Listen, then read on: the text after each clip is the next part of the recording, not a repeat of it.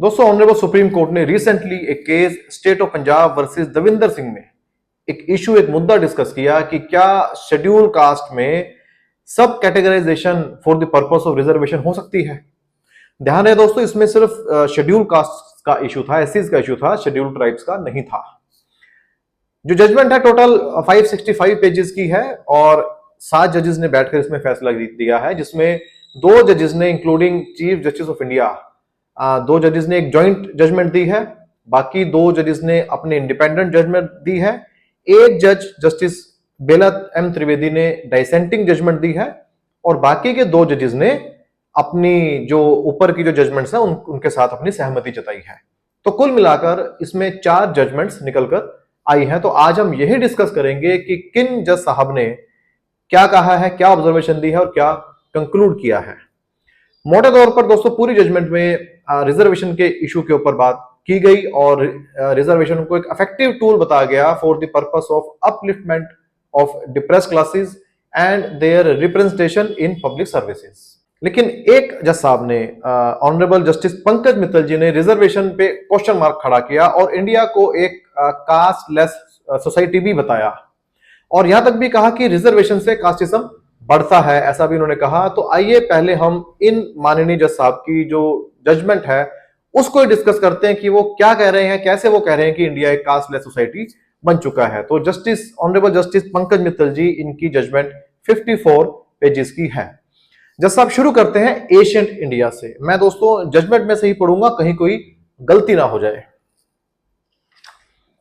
तो जज साहब कहते हैं कि originally there were no castes but varnas only based on works and duties. At later stages this system changed into birth based and not work based. तो वो कहते हैं कि वर्ण सिस्टम थे जो कि वर्क बेस्ड थे और बाद में ये कास्ट सिस्टम में चेंज हो गया जो कि बर्थ बेस्ड बन गया।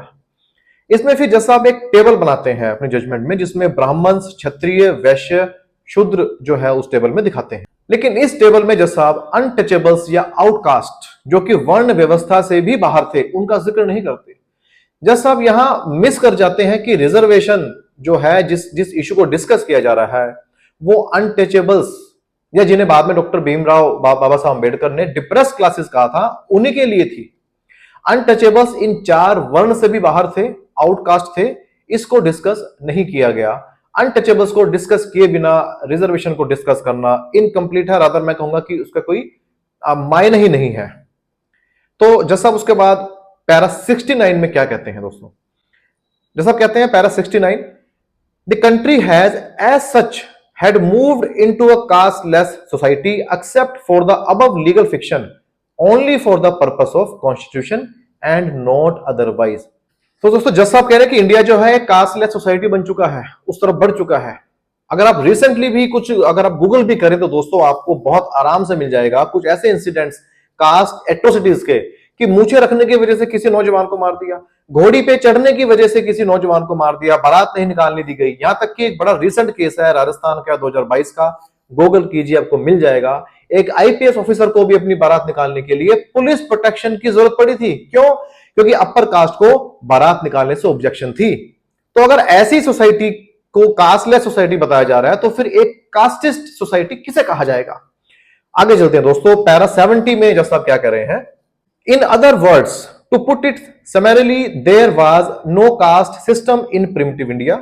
प्रिमिटिव इंडिया में कास्ट सिस्टम नहीं था। Slowly the one system prevalent was misconstrued to be a caste system, which practice was found to be socially non-acceptable, and as such, after independence, with the adoption of constitution, we again tried to move into a casteless society, but in the name of social welfare, to uplift the depressed and backward classes, we again fell into the trap of caste system.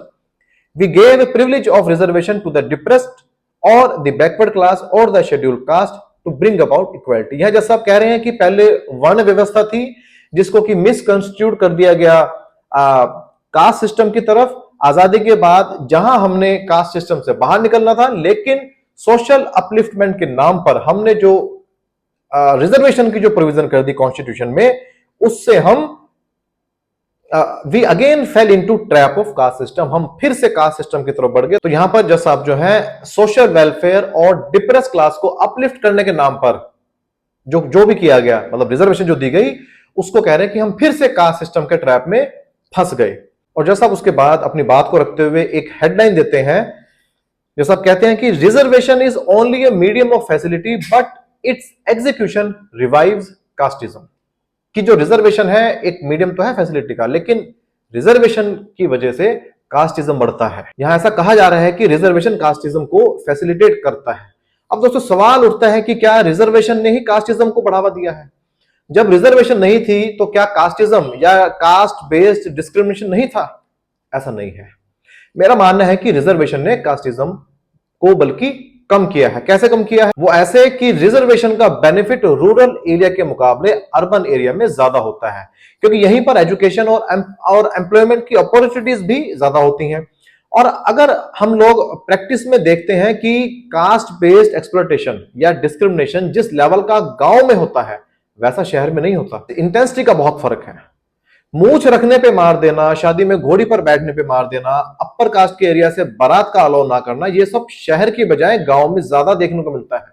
शहर में जो discrimination है उसकी intensity ना सिर्फ different है बल्कि कम भी है, thanks to reservation for depressed classes, कि उनकी एजुकेशन का लेवल बढ़ा और उनकी गवर्नमेंट अपॉइंटमेंट्स में रिप्रेजेंटेशन बढ़ी, जिसकी वजह से caste based exploitation, caste based violence या डिस्क्रिमिनेशन शहरों में कम है। उसके बाद कंक्लूड करते हुए justice honourable justice Pankaj Mittal ji लिखते हैं कि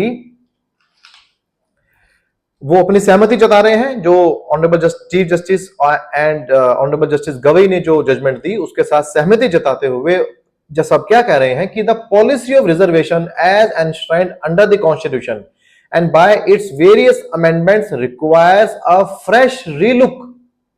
वो कहते हैं कि जो रिजर्वेशन का मामला है उसको रीलुक किया जाए, उसको फ्रेश सिरे से देखा जाए, and involvement of other methods, और मेथड्स भी इवॉल्व किए जाए for helping and uplifting the depressed classes और द डाउनट्रोडन और the person belonging to SC ST OBC.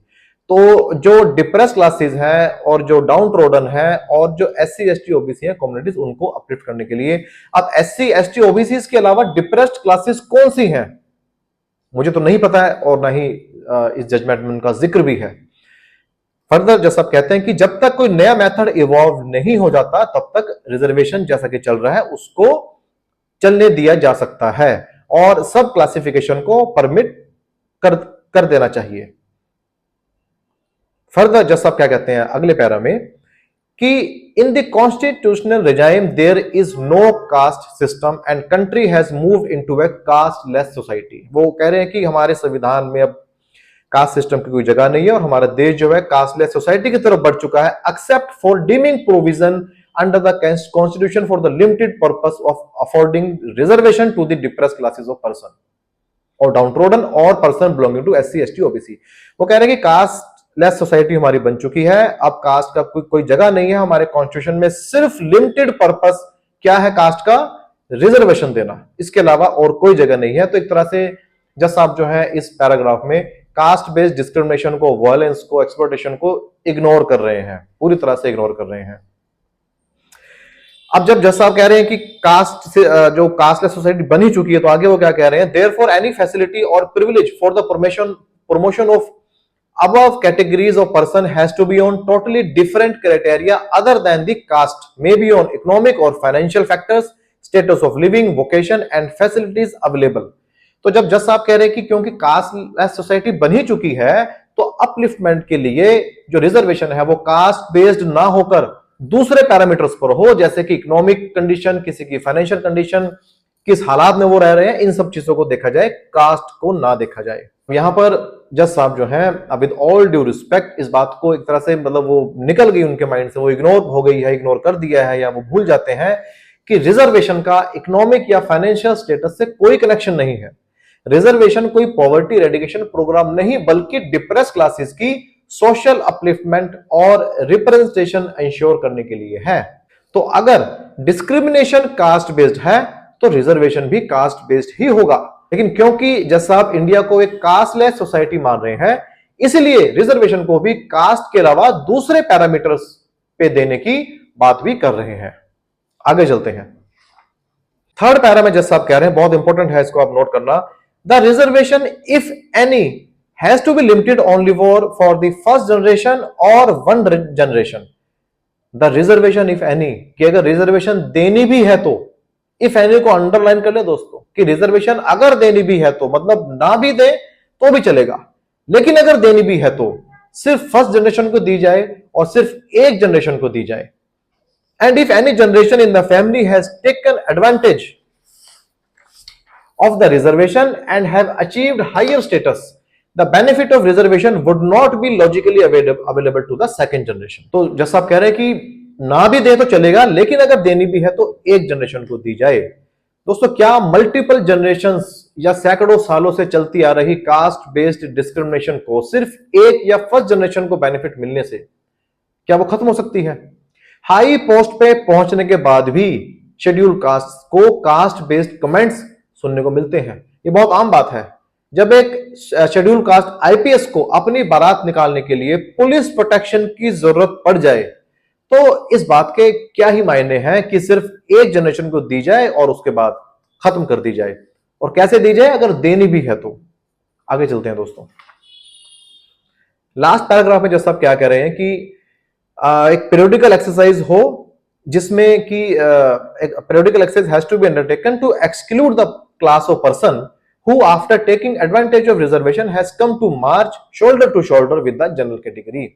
तो यहां पर जज साहब ने क्रीमी लेयर को टच नहीं किया, लेकिन मतलब वर्ड यूज नहीं किया, लेकिन कह रहे हैं कि पीरियोडिकल एक्सरसाइज की जाए और जो इसका बेनिफिट ले चुके हैं उनको रिजर्वेशन के बेनिफिट से एक्सक्लूड कर दिया जाए। तो इनके पूरे कंक्लूजन में रिजर्वेशन के अल्टरनेट की बात की गई है।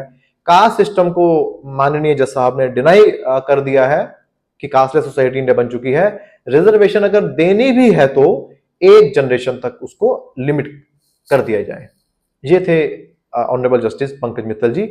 इसके बाद हम चलते हैं जो एक जॉइंट जजमेंट दी है ऑनरेबल चीफ जस्टिस ने माननीय डॉक्टर डी.वाई. चंद्रचूड़ जी और ऑनरेबल जस्टिस मनोज मिश्रा जी। इनकी जजमेंट जो है वो 140 पेजेस की है।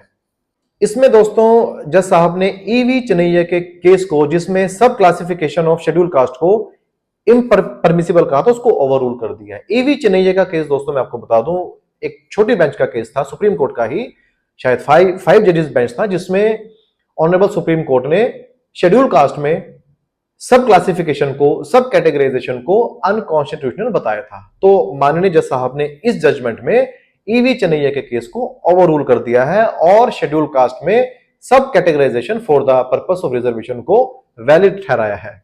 और अपनी जजमेंट को कंक्लूड करते हुए 2 पैराग्राफ में अपना जो है वो ऑर्डर दिया है। जैसा आपने कहा है कि the objective of any form of affirmative action including sub classification is to provide substantive equality of opportunity for the backward classes. The state can subclassify inter alia based on inadequate representation of certain caste. However, the state must establish that the inadequacy of representation of the caste oblique group is because of its backwardness. तो यहां पर जज साहब कह रहे हैं कि सब कैटेगराइजेशन की जा सकती है, लेकिन उसका कोई बेस होना चाहिए। बेस क्या होना चाहिए कि वो जो उन सब कैटेगरीज की इनएडुकेट रिप्रेजेंटेशन दिखनी चाहिए, कि जो इनकी रिप्रेजेंटेशन है वो इनएडुकेट है। अब एडिक्वेसी ऑफ रिप्रेजेंटेशन दोस्तों पता लगती है डाटा से, कि किस कास्ट की कितनी रिप्रेजेंटेशन है। वो डाटा ना इस जजमेंट में डिस्कस नहीं किया गया है, ना वो डाटा जजमेंट में सामने आया है कि शेड्यूल कास्ट के विद इन कौन सी कास्ट रिजर्वेशन का कितना बेनिफिट ले चुकी है और कौन सी कास्ट कितना पीछे रह चुकी है। आगे जैसा आप कहते हैं डाटा के ऊपर, the state must collect data on inadequacy of representation in the services of the state because it is used as an indicator of backwardness. तो डाटा कलेक्ट करना स्टेट के लिए जरूरी है, क्योंकि उससे ही पता लगेगा कि कौन कितना बैकवर्ड है। मेरे हिसाब से वो डाटा जजमेंट में आ जाना चाहिए था, और उस डाटा के बेसिस पे ही जो है कंक्लूजन आना चाहिए था कि हाँ, क्योंकि कुछ कास्ट ज्यादा बेनिफिट ले चुकी हैं, कुछ कम ले चुकी हैं, तो जो कम ले चुकी हैं उनको सब कैटेगराइज कर उनको बेनिफिट दिया जाए। आगे जैसा आप कह रहे हैं कि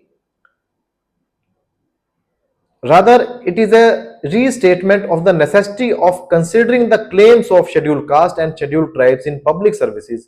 Efficiency of administration must be viewed in a manner which promotes inclusion and equality as required by Article 16 sub clause 1। तो यहां पर माननीय जज साहब ने क्रीमी लेयर को डिस्कस नहीं किया है, सिर्फ सब कैटेगराइजेशन को अपहेल्ड ठहराया है। अब दोस्तों हम चलते हैं जो हमारे तीसरे जज साहब हैं, माननीय जस्टिस बी आर गवई, जिनकी 281 पेजेस की जजमेंट है। जज साहब कहते हैं कंक्लूड करते हुए अपनी जजमेंट को कि ईवी चिनैया केस जिसकी बात मैंने ऊपर की है, जिसमें सब कैटेगराइजेशन को अनकॉन्स्टिट्यूशनल बताया था, जज साहब कहते हैं कि EV चिनैया which held that sub classification among the scheduled caste for the purpose of giving more beneficial treatment to a group in the larger group of scheduled caste is not permissible, does not lay down a good law। तो वो जो EV चिनैया में law held हुआ था वो good law नहीं था। आगे कहते हैं that sub classification among scheduled caste for giving more beneficial treatment is permissible in law। सब क्लासिफिकेशन जो है वो परमिसिबल है। For doing so, state will have to justify that the group for which more beneficial treatment is provided is inadequately represented as compared to other caste। तो इस purpose के लिए जब स्टेट सब क्लासिफाई करेगी तो स्टेट दिखाएगी कि कौन सी कास्ट जो है वो इनएडुकेटली रिप्रेजेंटेड है। अब ये कैसे पता लगेगा? ये पता लगेगा डाटा से। और फिर मेरा वही कहना है कि डाटा स्टेट बाद में कलेक्ट करे, बेहतर था कि वो डाटा इस जजमेंट में भी आ जाता, जिससे इस कंक्लूजन को और बढ़िया और ज्यादा सब्सटेंस मिल जाता कि वाकई कुछ कास्ट जो है वो पिछड़ गई हैं और वाकई कुछ कास्ट जो है रिजर्वेशन की वजह से बेहतर कंडीशन में आ गई हैं, लेकिन वो डाटा जजमेंट में नहीं आया। फिर जज साहब कहते हैं that while doing so the state will have to justify the same favour such more beneficial treatment is provided is not adequately represented. वही इसमें भी डाटा वाली बात है। That however, while providing for subclassification, the state would not be entitled to reserve 100% seats available for scheduled caste in favor of a subclass to the exclusion of other caste in the list। अब यहां जैसा आप कह रहे हैं कि किसी सब क्लासिफिकेशन करने के बाद किसी सब कास्ट को 100% सीट रिजर्व नहीं की जाएंगी, इस बात का स्टेट ध्यान रखे। ठीक है, 100% नहीं की जाएंगी तो क्या 99% की जा सकती हैं? जब 100% नहीं है तो 99 तो की जा सकती हैं। और 99 और 100 में फर्क क्या है? बेहतर होता मेरे हिसाब से, विद ऑल ड्यू रिस्पेक्ट, इसमें परसेंटेज जो है वो उनकी पॉपुलेशन के हिसाब से तय हो जाती कि जिसकी जितनी पॉपुलेशन है उसको उस हिसाब से रिजर्वेशन दे दें सब क्लासिफिकेशन करते हुए। लेकिन उसके लिए भी जरूरी था कि डाटा सामने आ जाता। तो अगर डाटा होता तो शायद ये 100% ना दिया जाए, इसकी बजाय बात ये आ जाती कि जिसकी जितनी पॉपुलेशन है उसके हिसाब से उनकी रिप्रेजेंटेशन जो है उसको इंश्योर किया जाए। आगे जज साहब ये कहते हैं कि जो सब क्लासिफिकेशन है would be permissible only if there is a reservation for a sub class as well as larger class. कि सब क्लासिफिकेशन तभी उन्हीं कास्ट के लिए होगी जिनको अदरवाइज रिजर्वेशन का बेनिफिट है। ऑब्वियसली बात है, ठीक है, बिल्कुल। फिर कहते हैं that the finding of M Nagaraj, Jarnail Singh and Davinder Singh to the fact that creamy layer principle is also applicable to scheduled caste and scheduled tribe lays down correct position of law. तो यहां पर जज साहब कहते हैं कि इन जजमेंट्स में जो क्रीमी लेयर को एक्सक्लूड करने की बात थी वो सही बात है और उससे मैं सहमत हूं। मैं नहीं, जज साहब ने ऐसा कहा है कि वो ठीक है। फिर जज साहब कहते हैं लास्ट पैराग्राफ में that the criteria for exclusion of creamy layer from scheduled caste and scheduled tribe for the purpose of affirmative action could be different from the criteria as applicable to other backward classes. तो creamy layer को exclude करने को जज साहब ने यहां पर कहा है। तो क्रीमी लेयर के क्या पैरामीटर होंगे इस पर जिक्र नहीं है, पर ये ओबीसी वाले पैरामीटर से अलग होने चाहिए, यहां इन्होंने ये कह दिया है। यहां दोस्तों ये नोटिस करने वाली बात है कि ऑनरेबल सुप्रीम कोर्ट के सामने क्रीमी लेयर का क्वेश्चन इस जजमेंट में नहीं था। तो जो क्वेश्चन ही सुप्रीम कोर्ट के सामने नहीं था उस पर जजमेंट भी कायदे से नहीं आनी चाहिए थी। यह तो पहले क्रीमी लेयर के इशू पर भी ये क्वेश्चन फ्रेम होता, इसके फेवर में और इसके अगेंस्ट जो आर्गुमेंट है, जो बहस है वो सामने आती, कुछ फैक्ट सामने आते, तब कुछ कंक्लूजन निकलता तो ज्यादा बेहतर था। चलिए दोस्तों आगे चलते हैं। अगले जज साहब जो हमारे ऑनरेबल जस्टिस विक्रम नाथ जी, इनकी 2 पेजेस की जजमेंट है और इन्होंने अपने 2 पेजेस की जजमेंट में जो ऊपर के जजेस ने जो कंक्लूड किया है, जो ऑब्जर्वेशन दी है, उसके साथ सहमति जताते हैं और सब कैटेगराइजेशन को ठीक बताते हैं, क्रीमी लेयर के एक्सक्लूजन को ठीक बताते हैं। उसके बाद दोस्तों ऑनरेबल जस्टिस सतीश चंद्रा जी, इन्होंने भी अपनी 2 पेज की जजमेंट दी है। अपनी जजमेंट में इन्होंने ऊपर वाले जजेस की जो कंक्लूजन है उसको सही ठहराया है, सब कैटेगराइजेशन को ठीक बताया है, क्रीमी लेयर के एक्सक्लूजन को ठीक बताया है। अब दोस्तों हम चलते हैं ऑनरेबल जस्टिस बेला एम त्रिवेदी, इनकी 86 पेजेस की जजमेंट है और जो बाकी जजेस ने जो जजमेंट दी है, जो ऑब्जर्वेशन दी है, इनका उनसे अलग व्यू है, डाइसेंटिंग व्यू है। इन्होंने sub categorization of within एसेज जो है उसको गलत ठहराया है। इनकी जो जजमेंट है दोस्तों, जो कंक्लूजन है इनका, वो 10 पैराग्राफ में कंक्लूड इन्होंने किया है और जो उनकी जजमेंट है वो टेक्निकल पॉइंट पर ही है, लॉ पॉइंट पर ही है। जैसा आपने डिस्कशन को कंक्लूड करते हुए ये कहा है कि जो प्रीवियस जो कॉन्स्टिट्यूशन बेंच था ईवी चिनैया वाले केस में, जो कि मैंने ऊपर बताया, जिसको जो हमने डिस्कस पहले किया है, जिनको माननीय जजेस ने उसको इनवैलिड बताया है, उस जजमेंट को ओवररूल कर दिया है। ऑनरेबल बेला एम त्रिवेदी ने उस जजमेंट को सही ठहराया है कि जो उसमें प्रिंसिपल सेटल हुआ था कि सब कैटेगराइजेशन नहीं की जा सकती है, वही सही है, ऐसा माननीय बेला एम त्रिवेदी जैसा आपने कहा है। उसके बाद जैसा आपने कहा है कि जो प्रेसिडेंशियल लिस्ट है जिसमें शेड्यूल कास्ट अंडर आर्टिकल 341 जो लिस्ट बना दी जाती है वो फाइनलिटी ले लेती है पब्लिकेशन के बाद, उसमें किसी तरह की छेड़छाड़ नहीं की जा सकती है। उसमें जब शेड्यूल कास्ट या शेड्यूल ट्राइब की लिस्ट बना दी गई है उसको कोई नहीं छेड़ सकता, उसको स्टेट्स जो है या जो यूटीज जो है उसको नहीं छेड़ सकती हैं। और वो जो शेड्यूल कास्ट उसमें दिए गए हैं उनका एक स्पेशल स्टेटस आ जाता है और वो स्पेशल स्टेटस है शेड्यूल कास्ट का, बस दैट्स ऑल। और शेड्यूल कास्ट का जो वो स्टेटस उनको मिल गया है, उस स्टेटस में सब कैटेगराइजेशन जो है वो इनवैलिड है। उसके बाद जैसा ये कह रहे हैं कि उस शेड्यूल कास्ट में जो लिस्ट ऐड हो गई है कास्ट की, उसके साथ छेड़छाड़ यानी उसमें इंक्लूजन या उसमें से एक्सक्लूजन करने का जो अथॉरिटी है वो सिर्फ और सिर्फ पार्लियामेंट को है, सिर्फ और सिर्फ पार्लियामेंट को। स्टेट लेजिस्लेचर, कोई राज्य सरकार उसमें किसी तरह की छेड़छाड़ नहीं कर सकती है। अगर ऐसा करती है तो वो असंवैधानिक होगा, अनकॉन्स्टिट्यूशनल होगा। उसके बाद जज साहब एक हिस्टोरिकल पैरामीटर भी इसमें डिस्कस करते हैं। जज साहब कहते हैं कि the etymological and evolutionary history and the background of the nomenclature schedule caste coupled with the presidential orders published under article 341 of the constitution make the schedule caste a homogeneous class which cannot be tinkered with the states। जो ऊपर के जो माननीय जज साहब ने जब discussion सारी की है, सब क्लासिफिकेशन को वैलिड ठहराया, तो जज साहब ने कंक्लूजन ये निकाला है कि जो शेड्यूल कास्ट की जो लिस्ट है, जो शेड्यूल कास्ट है वो होमोजेनस नहीं है, वो हेट्रोजेनस है। लेकिन यहां पर जस्टिस बेला एम त्रिवेदी ने शेड्यूल कास्ट को होमोजेनस ग्रुप बताया है।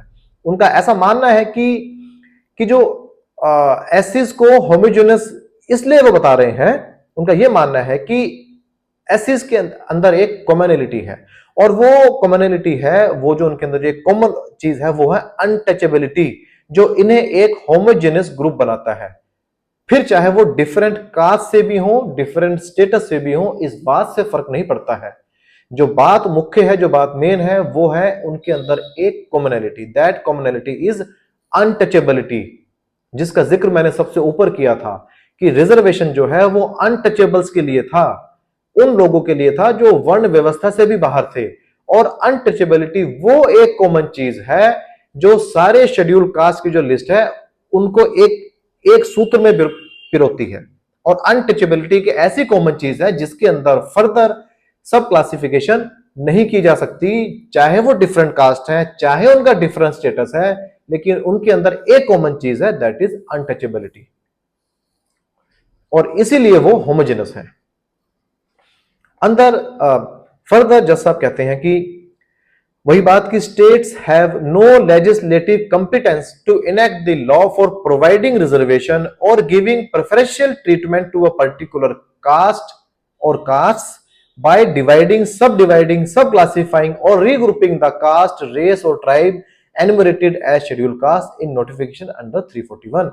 कि जिन कास्ट को शेड्यूल कास्ट का नाम दे दिया गया है अंडर आर्टिकल 341, उन कास्ट को स्टेट लेजिस्लेचर के पास कोई पावर नहीं है कि उनमें से किसी कास्ट को कोई प्रेफरेंशियल ट्रीटमेंट दिया जाए। अगर ऐसा किया जाएगा तो वो इलीगल होगा।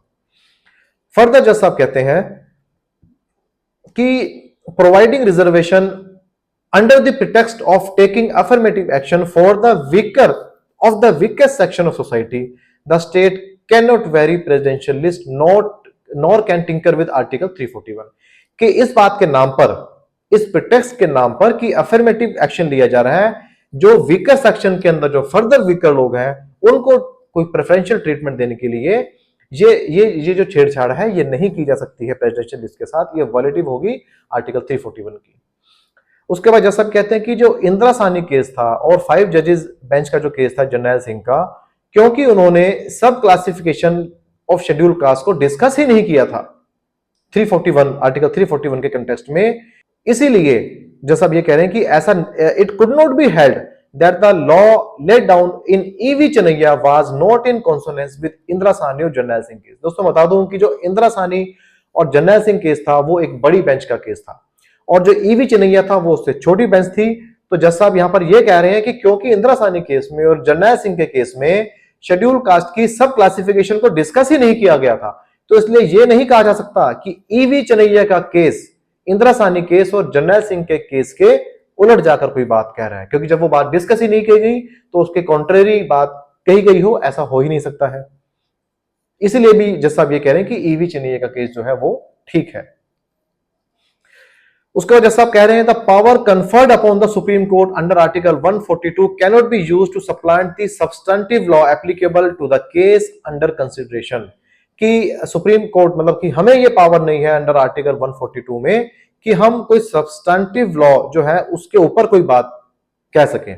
Even with the width of its amplitude article 142 cannot be used to build a new edifice where none existed earlier by ignoring express statutory provisions dealing with the subject and thereby to achieve something indirectly which cannot be achieved directly। तो यहां पर जज साहब जो है supreme court की जो power है अंडर आर्टिकल 142 उसको एक तरह उसकी जो लिमिटेशन है उसको बता रहे हैं कि अंडर ये जो फैसला किया जा रहा है सब क्लासिफिकेशन करने का अंडर 142 सुप्रीम कोर्ट जो ऐसा नहीं कर सकती है।